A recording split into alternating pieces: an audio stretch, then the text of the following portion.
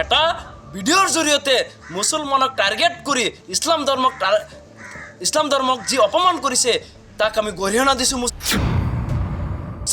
আমাৰ স্থিতি স্পষ্ট, যিহেতু ভাৰতীয় সংবিধানে আমাক ইয়াত থকা কোৱাৰ অধিকাৰ দিছে। হিমন্ত বিশ্ব শৰ্মা কোন এনেকৈ ইছলাম ধৰ্মক টাৰ্গেট কৰাৰ কাৰণে?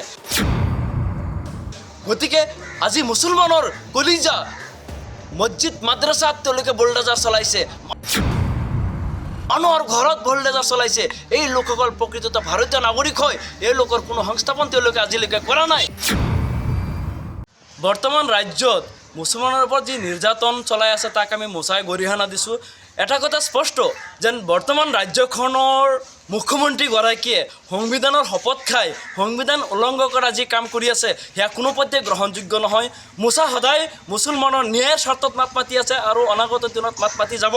কিন্তু এটা কথা স্পষ্ট, দেশৰ সংবিধান ৰক্ষাৰ স্বাৰ্থত যিগৰাকী ব্যক্তিয়ে সংবিধানৰ শপত খাই দেশৰ সকলো নাগৰিকক সুৰক্ষা দিয়াৰ কথা কৈছিলে, আজি সেইগৰাকী ব্যক্তিয়ে মুছলমানক মুকলিকৈ মিয়াৰ নামত অচিনাকি ব্যক্তিকৈ মোকালকৰ বংশধৰকৈ যেনেকৈ নিৰ্যাতন চলাই আছে সেয়া কোনোপধ্যে গ্ৰহণযোগ্য নহয়।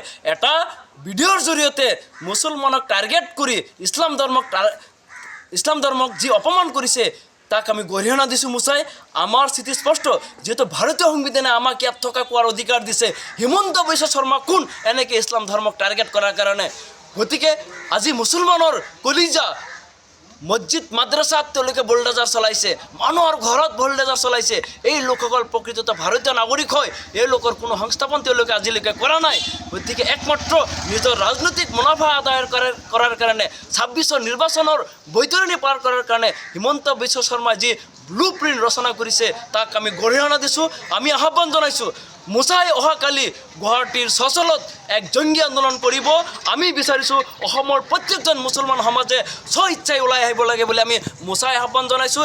এই আন্দোলন হৈছে সংবিধান ৰক্ষাৰ আন্দোলন, এই আন্দোলন হৈছে সংবিধান ৰক্ষাৰ যুঁজ।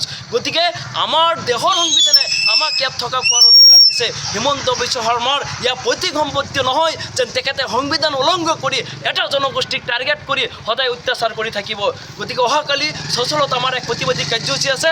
আমি বিচাৰিছোঁ যেন সকলোৱে এক ওতপ্ৰোতভাৱে জড়িত হ'ব লাগে। আমাৰ আন্দোলন গুৱাহাটীৰ পৰা দিছপুৰলৈকে চলি থাকিব, অবিৰতভাৱে চলি থাকিব, যেতিয়ালৈকে আমাৰ ওপৰত অত্যাচাৰ কৰিব। আজি মুছলমানক নাগৰিকত্বহীন কৰাৰ যি প্ৰচেষ্টা চলাই আছে এছাৰৰ জৰিয়তে সেয়াও কিন্তু কোনোপধ্যে গ্ৰহণযোগ্য নহয়। গতিকে আমি আহ্বান জনাইছোঁ যেন হিমন্ত বিশ্ব শৰ্মাই অনতিপলমে নথি স্বীকাৰ কৰি মুখ্যমন্ত্ৰী পদৰ পৰা নিজেই স্বইচ্ছাই পদত্যাগ কৰিব লাগে। কাৰণ তেখেত মুখ্যমন্ত্ৰীৰ যোগ্য নহয়, যিজনে সংবিধানৰ শপত খাই দেশৰ নাগৰিকৰ বিৰুদ্ধে এনেকৈ মুকলিভাৱে প্ৰত্যাহ্বান জনাই মিয়া মুছলমানক অত্যাচাৰ কৰিব লাগে বুলি মুকলিভাৱে ক'ব পৰাটো দুখদায়ক, বেদনাদায়ক বুলি আমি অভিহিত কৰিছোঁ।